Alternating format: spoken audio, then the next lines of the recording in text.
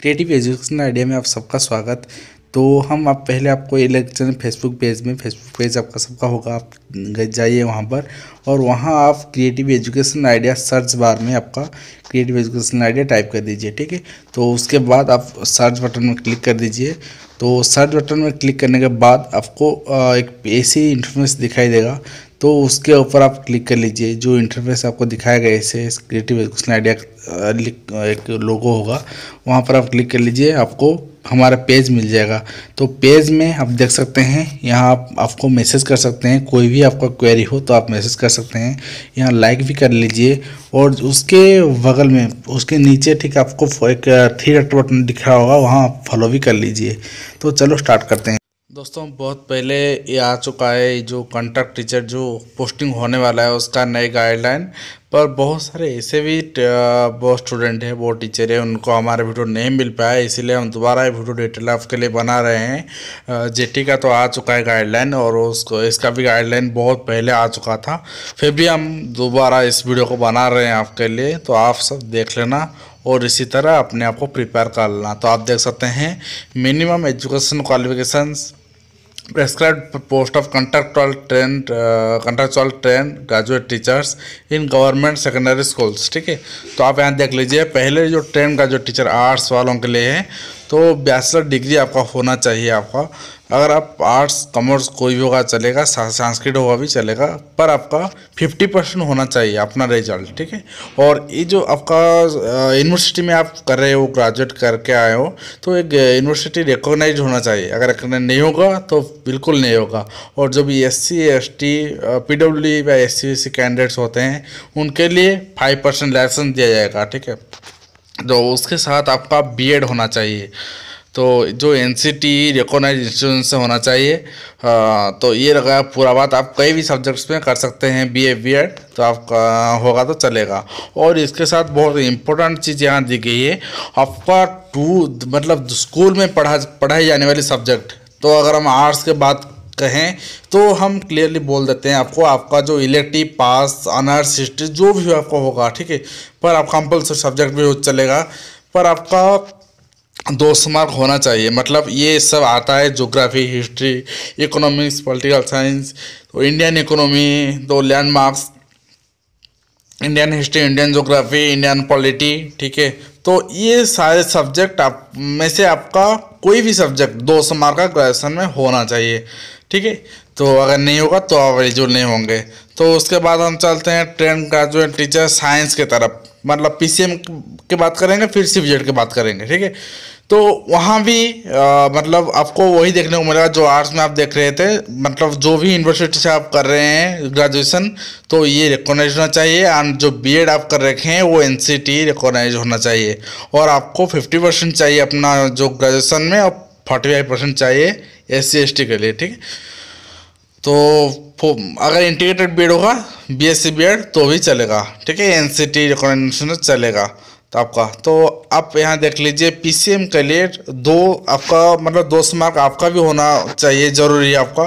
तो यहाँ आपका फिजिक्स होना चाहिए, केमिस्ट्री, मैथमेटिक्स, इलेक्ट्रिक, तो यहाँ ये तीनों में आपका कोई भी 2 पेपर में 200 मार्क होना चाहिए। आप अगर स्टैटिस्टिक्स, इकोनॉमिक्स, IT, ये इलेक्ट्रॉनिक्स कोई भी ले रखे हैं तो आपको नहीं चलेगा यहाँ पर।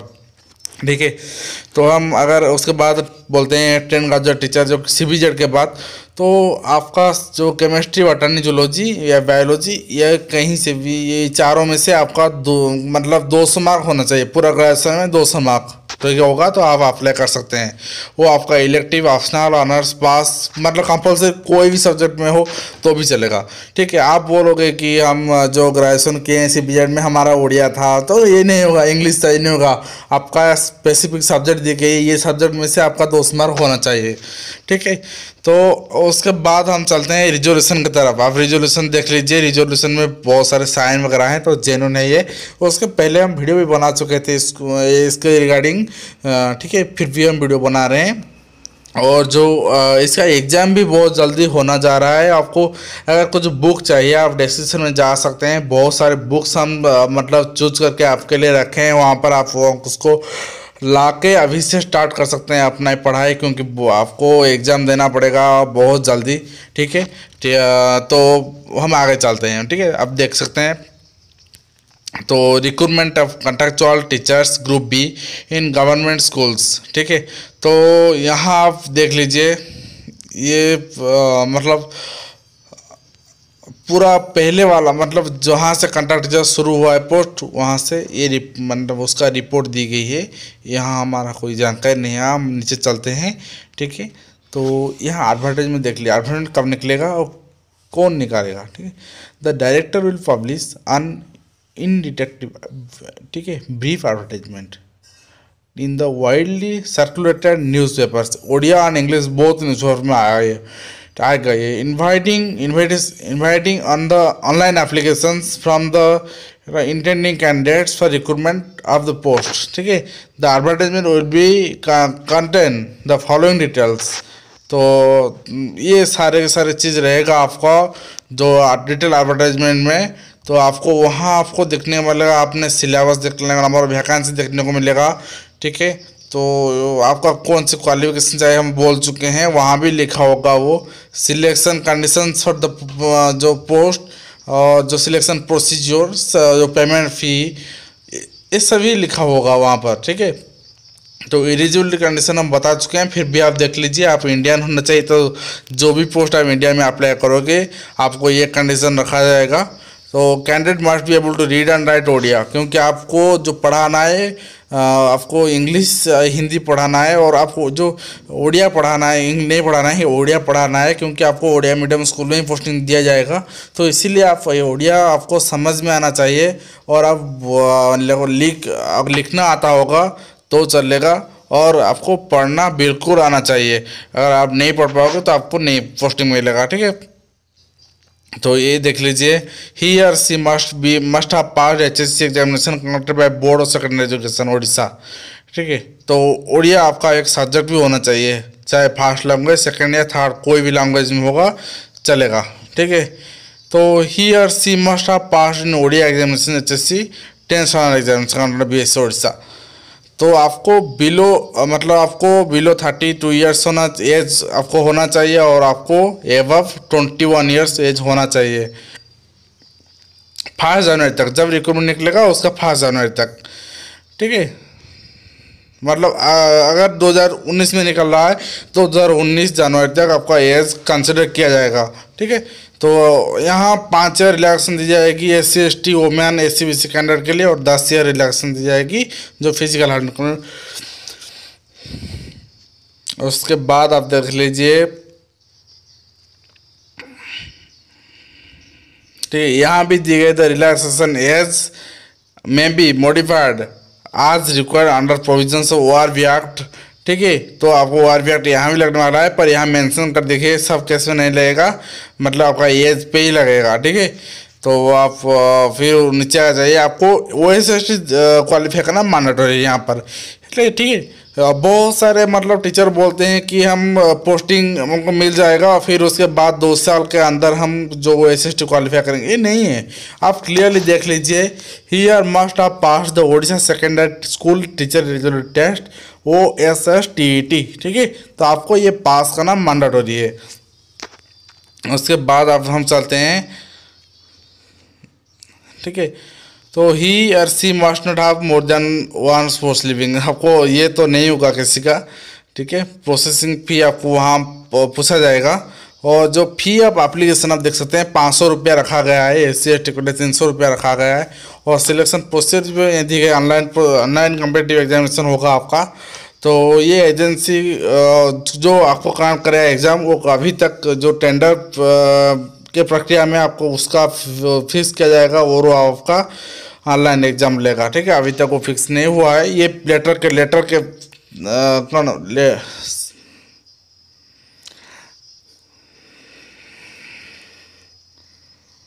ये लेटर के अनुसार हम बता रहे हैं। ठीक है, तो ये आप देख सकते हैं।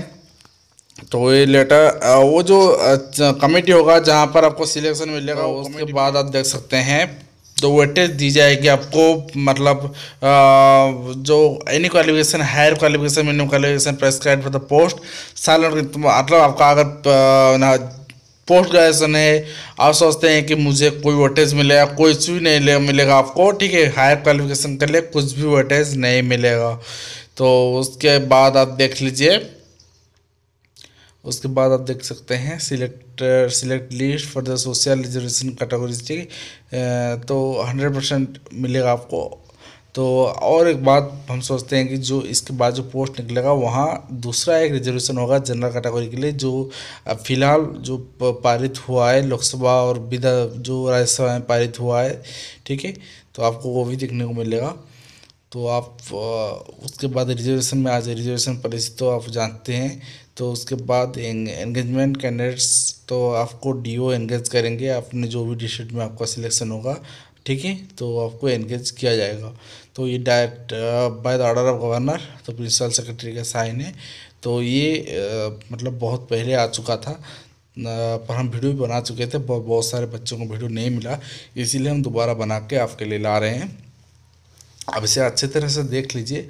और एक बात हम बोलना चाहेंगे आपको कि आप इसके लिए प्रिपरेशन के लिए इसका सिलेबस भी कुछ नहीं दिया गया है, पर ऑनलाइन एग्ज़ाम होगा सिर्फ बताया गया है।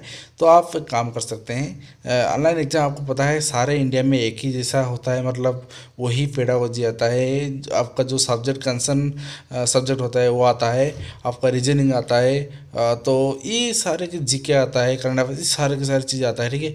तो आप एक काम कर लीजिए, आपको करंट अफेयर्स तो ऑनलाइन मिल जाएगा, हम उसके ऊपर वीडियो बना चुके हैं, आई बटन में डाल देंगे, वो वीडियो आप देख लेना। और मतलब आपका जो भी दूसरा कुछ बुक अगर आप खरीदना चाहते हैं, आपको प्रिपरेशन करना है विषय, आप डिस्क्रिप्शन में जाइए, बहुत अच्छी से बुक है, आप वहाँ से बुक खरीद लीजिए और अपनी प्रिपरेशन स्टार्ट कर दीजिए। इसी इन्फॉर्मेशन के साथ हम वीडियो को यहीं ख़त्म करते हैं। आपके साथ फिर मुलाकात होगी कई नए एजुकेशनल इन्फॉर्मेटिव वीडियो के साथ। तब तक आप खुश रहिए। धन्यवाद।